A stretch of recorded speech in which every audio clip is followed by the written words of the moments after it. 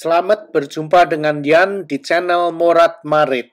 Kali ini aku akan bawa kalian dengan satu cerita tentang laki-laki dan wanita Indonesia yang menikah dengan laki-laki atau wanita bule.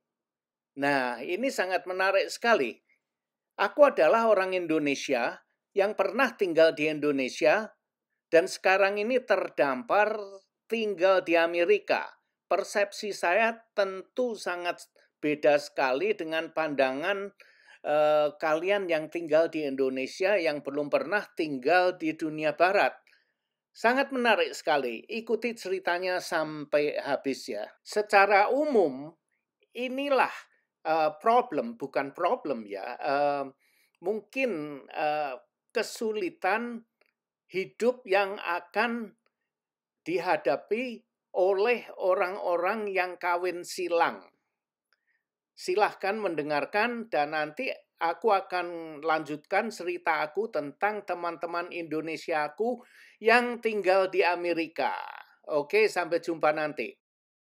Kehidupan pernikahan antara orang kulit putih dan orang Asia bisa menghadirkan berbagai dinamika yang unik, baik dari sisi budaya, nilai, dan interaksi sosial. Setiap pasangan pasti memiliki pengalaman dan tantangan yang berbeda, tetapi ada beberapa aspek umum yang seringkali muncul dalam hubungan semacam ini. 1. Perbedaan budaya dan tradisi.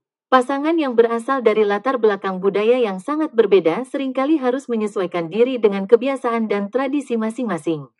Misalnya, cara merayakan hari raya, pola makan, etika sosial, atau bahkan cara mendidik anak. Salah satu pihak mungkin lebih terbuka terhadap modernisasi dan individualisme. Sementara pihak lainnya lebih mengutamakan nilai-nilai tradisional atau keluarga yang lebih kolektif. 2. Perspektif keluarga. Dalam banyak budaya Asia, keluarga besar memainkan peranan yang sangat penting. Pernikahan tidak hanya mengikat dua individu, tetapi juga dua keluarga. Kadang-kadang, keluarga dari salah satu pihak mungkin tidak sepenuhnya menerima pasangan yang berbeda ras atau budaya. Hal ini bisa menambah tekanan dalam hubungan, terutama jika ada ekspektasi untuk menjaga keharmonisan keluarga yang besar. 3. Stigma sosial dan rasisme. Meskipun dunia semakin terbuka dan toleran, pasangan yang berbeda ras masih bisa menghadapi stigma sosial atau diskriminasi, baik dari orang asing maupun dari lingkungan sosial mereka sendiri. Pasangan ini bisa jadi harus menghadapi komentar-komentar atau pandangan yang merendahkan, baik dari orang luar maupun dari keluarga mereka sendiri. Ini bisa menjadi tantangan besar dalam hubungan mereka, karena mereka harus saling mendukung dan memahami satu sama lain dalam menghadapi masalah ini. 4. Identitas anak. Anak-anak dari pasangan kulit putih dan Asia seringkali tumbuh dengan identitas yang campuran, dan mungkin merasa bingung dengan dua budaya yang berbeda. Mereka bisa merasa seperti tidak sepenuhnya menjadi bagian dari salah satu kelompok. Atau mereka harus belajar menavigasi dunia yang memperlakukan mereka berdasarkan penampilan atau asal etnis mereka. Ini bisa menjadi pengalaman yang kompleks, baik bagi anak-anak itu sendiri maupun bagi orang tua dalam membimbing mereka. 5. Pengaruh perbedaan bahasa. Bahasa bisa menjadi penghalang dalam komunikasi, terutama jika salah satu pihak tidak fasih dalam bahasa ibu pihak lainnya. Ini bisa menyebabkan kesalahpahaman dan bahkan frustrasi. Namun, di sisi lain, bisa menjadi kesempatan untuk saling belajar dan merayakan kekayaan dua bahasa dan cara berkomunikasi. 6. Persepsi tentang peran gender. Di beberapa budaya Asia, peran gender bisa lebih tradisional, dengan ekspektasi tertentu terhadap suami dan istri dalam hal pembagian tugas rumah tangga atau tanggung jawab keluarga. Sementara itu, dalam budaya kulit putih, mungkin ada kecenderungan yang lebih egaliter dalam hubungan pernikahan.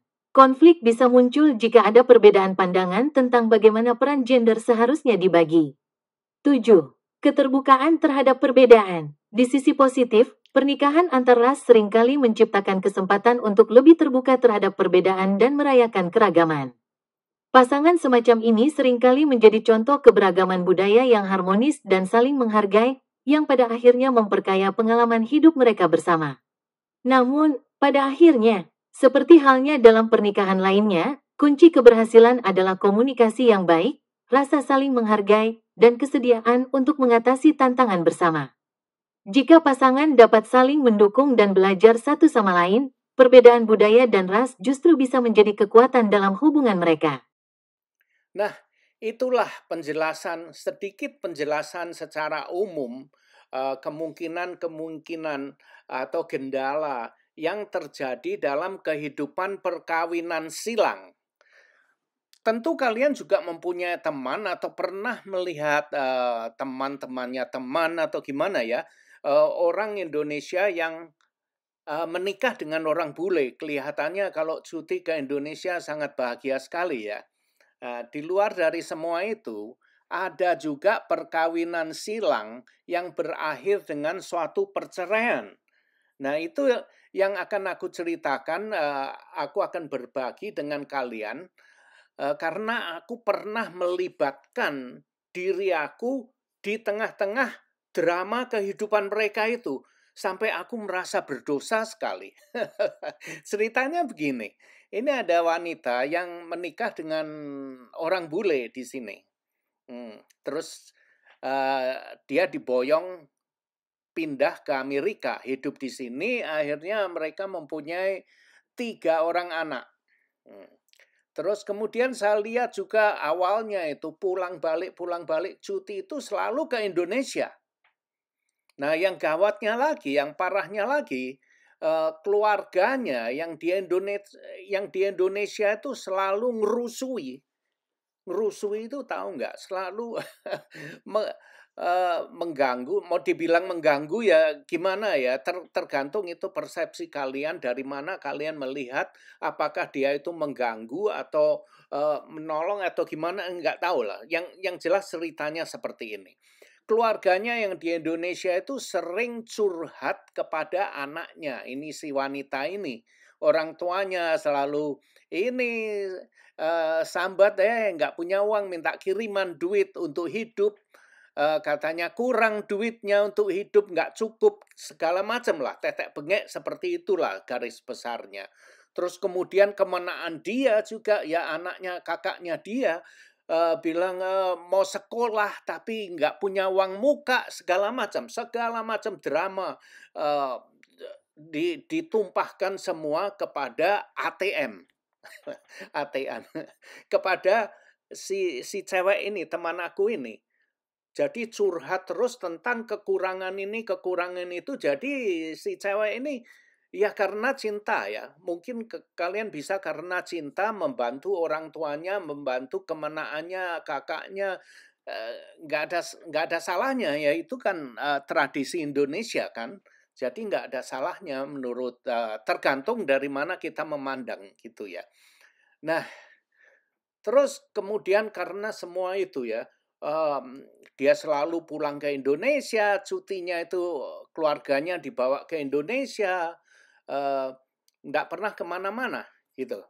Jadi selain ke Indonesia mengunjungi keluarga dia gitu. Ya mungkin lumrah ya, ada yang melihat, dari kacamata Indonesia dilihat ya itu lumrah lah karena mereka mempunyai keluarga di Indonesia kan begitu, ya. Oke, aku biarkan seperti itu dulu ya.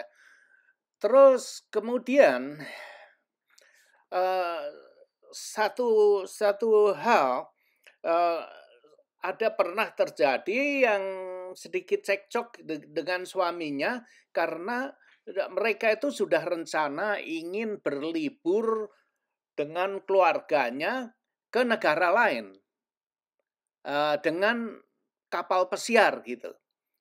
Tapi akhirnya semua itu dibatalkan, tidak jadi karena, ada halangan, keluarga yang di Indonesia itu perlu duit. Jadi uang yang tabungan yang mereka tabung untuk, eee, berlibur di kapal pesiar itu kepake semua untuk ngirim ke Indonesia. Nah, hal-hal yang begitu itu lama-lama, eee, mereka itu keluarganya menjadi tegang antara dia dengan suaminya. Nah, akhirnya, berakhir dengan perceraian, gitu. Nah, itu salah siapa ya? Kalau mau dilihat dari itu tergantung itu salah siapa. Eh, terus sangat sulit lah. Nah, si cewek ini cerita dengan aku. Dia bilang, suami saya ini tidak mempunyai pengertian. Keluarga saya di sana butuh duit, saya harus menolong dia. Terus si cewek cerita dengan aku. Aku tidak bisa melihat keluargaku, orang tuaku, dan kakak adik aku hidup di Indonesia dengan menderita di sana lah hidupnya, ibaratnya hidup di Indonesia menderita. Dia bilang saya tidak bisa melihat seperti itu. Di samping itu saya hidup di sini bersenang-senang. Keluarga saya di Indonesia hidup melarat. Nah itu dia. Dia curhat ke aku. Nah aku yang ngirim bantu duit ke keluarga aku, orang tua aku, kakak aku, kadang aku ngirim duit. Tapi suami aku itu nyinyir terus. Dia tidak mempunyai pengertian. Akhirnya ya kita berantem dengan hal yang kecil-kecil seperti itu. Dia bilang, aku pikir iya ya. Aduh kasihan, terus aku mau bagaimana ya, nggak bisa ikut campur kan aku. Tapi lantaran mulut aku ini juga ya, suatu waktu aku bertemu dengan suaminya, terus aku nyeletuk, maksud aku ingin membantu agar suaminya itu bisa mengetahui bagaimana perasaan istrinya gitu loh. Dan aku mengira bahwa mereka itu hidup bahagia gitu loh, nggak ada apa-apa. Cuman hal yang kecil gitu. Terus akhirnya setelah aku ceritakan ke suaminya itu, wah suaminya juga beludak. Dia juga cerita curhat ke aku. Dia bilang istri aku itu keterlaluan katanya. Loh kok bisa begitu? Iya. Nah ini dia kalau cuti itu kita itu selalu diboyong ke Indonesia terus sampai 2-3 kali. Ya sudah cukup lah, sekali sudah cukup. Dia bilang begitu. Tapi aku bilang itu kan keluarga dia jarang ketemu. Iya, tapi coba lihat ini. Kita kawin mempunyai anak 3. Siapa yang harus diutamakan? Si suaminya tanya dengan aku. Antara keluarga di Indonesia dengan keluarga kami di sini ini, keluarga kecil kami di sini ini, prioritasnya itu di mana? Menurut aku, dia bilang, menurut aku sebagai suami, inilah keluarga kita yang harus diprioritaskan. Bukan keluarga kamu yang ada di Indonesia. Orang tua kamu mah aku masih bisa mengerti lah. Tapi kalau sudah kemenaan anaknya kakak kamu, adik kamu, itu bukan urusan kita katanya. Kenapa mereka tidak bekerja? Suruh mereka bekerja seperti kamu dan aku, dia bilang. Istri aku juga bekerja dan aku pun juga bekerja. Kadang-kadang istri aku kerja nyambil kerja sampingan sana sini. Aku juga mempunyai kerja sampingan sana sini dengan maksud untuk agar kita mempunyai uang lebih, bisa vacation, bisa berlibur naik kapal pesiar ke luar negeri gitu. Tapi dengan dia malahan dikirim ke Indonesia. Nah itulah yang membuat saya sebel, dia bilang begitu. Sedikit-dikit yang di Indonesia yang diutamakan sehingga keluarga kami, anak-anak kami yang 3 ini tidak digubris, tidak diurus. Kadang anak-anak kami ini tidak pernah berlibur ke sana sini karena duitnya itu dikirim ke Indonesia. Nah itu yang suaminya yang bicara cerita dengan aku seperti itu. Terus aku pikir iya ya, ini urusannya ini ruwet sekali menurut aku. Terus aku bilang, wah bukan main, aku sudah melangkah terlalu jauh ini. Ini bukan urusan aku lagi, ini adalah urusan dalam negeri mereka. Ngapain aku ikut campur? Ya gara-gara si cewek itu cerita dengan aku, terus aku ini mosok menjadi pahlawan. nyinyir ke suaminya, akhirnya kena batunya seperti ini. Aku merasa sekali berdosa, merasa bersalah, ikut campur ke urusan dalam negeri mereka itu. Wah, aku akhirnya, ya aku bilang sorry. No, nggak apa-apa. Sekarang saya bisa tahu dan kamu bisa tahu posisi kami itu berada di mana kan? Iya ya, itu ya gimana ya, itu sudah lumrah suami istri tentu punya itu ya, selisih sedikit. Kalian handle aja lah, sekarang aku nggak mau tahu gitu. Terus saya eh, mencoba pelan-pelan menjauh dari mereka. Setelah itu kira-kira hampir setahun, 6 bulan lebih gitu. Aku dengar mereka itu bercerai. Wow, sejak aku mendengar mereka bercerai itu, dalam proses bercerai, aku jadi merasa bersalah sekali. Aku merasa berdosa.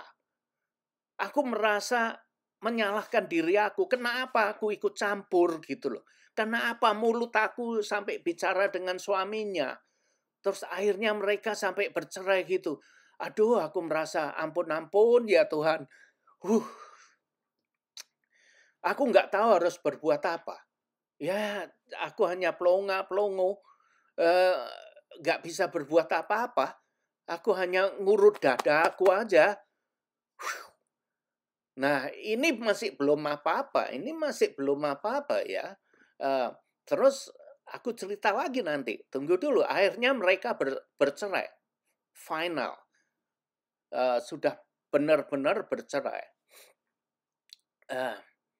Terus kemudian kira-kira 1 tahun kemudian anaknya itu lulus sekolah gitu loh. Terus dibelikan mobil. Nah, terus dia seneng ya anak umur belasan tahun lulus SMA dibelikan mobil, ya seneng lah anaknya. Terus ya syukur gitu ya bisa menyenangkan anaknya gitu. Tapi kejadian lagi. Terjadi suatu kecelakaan. Sampai anaknya meninggal. Anak pertamanya.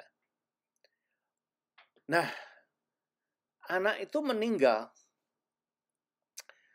Terus ya pasti kedua-duanya shock kan. Sedih sekali. Ya itu lumrah ya. Nah, di situ. Terus aku sendiri juga, bukan main yang mereka alami ya.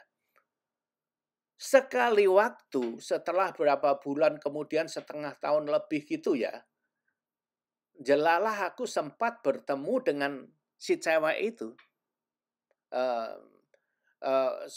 Itu istrinya teman aku, kedua-dua teman dengan aku. Ketemu cewek yang dari Indonesia itu. Akhirnya dia curhat dengan aku, nangis. Ya aku ya kelepak-kelepek. Dia bilang, "Yan, kamu benar." Loh, kenapa aku benar? Iya, saya merasa berdosa. Berdosanya apa? Itu urusan kamu, aku nggak mau dengar lagi itu. Enggak. Saya bersalah, merasa bersalah dan saya ingin cerita. Oke. Jadi dia ingin mengeluarkan unek-uneknya gitu. Oke, saya dengar aja ya. Dia bilang, aku terlalu egois. Kenapa? Iya, dulu aku selalu peduli dengan keluarga aku yang di Indonesia. Selalu kirim duit ke sana, membantu mereka gitu.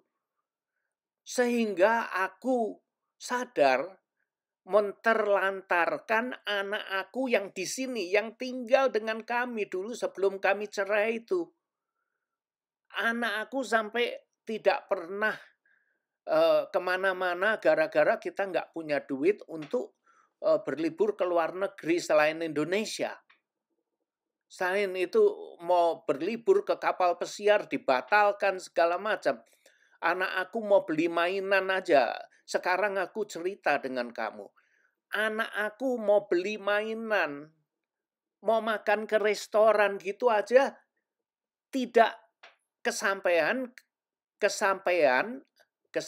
ya, sampai tidak bisa membawa anaknya makan di restoran. Karena uangnya selalu dibuat beli oleh-oleh, dikirim paket ke Indonesia, kirim duit ke Indonesia itu.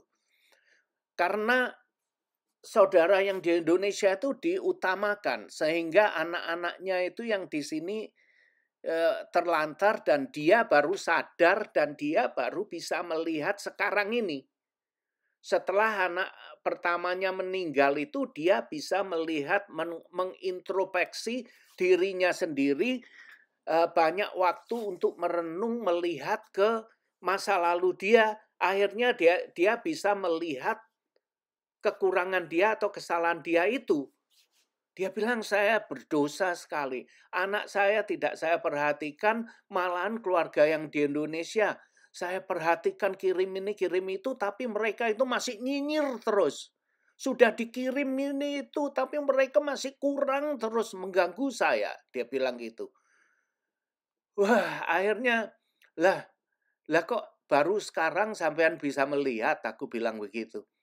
Iya, dulu itu karena saya tidak mempunyai kesempatan untuk berpikir karena disibukkan.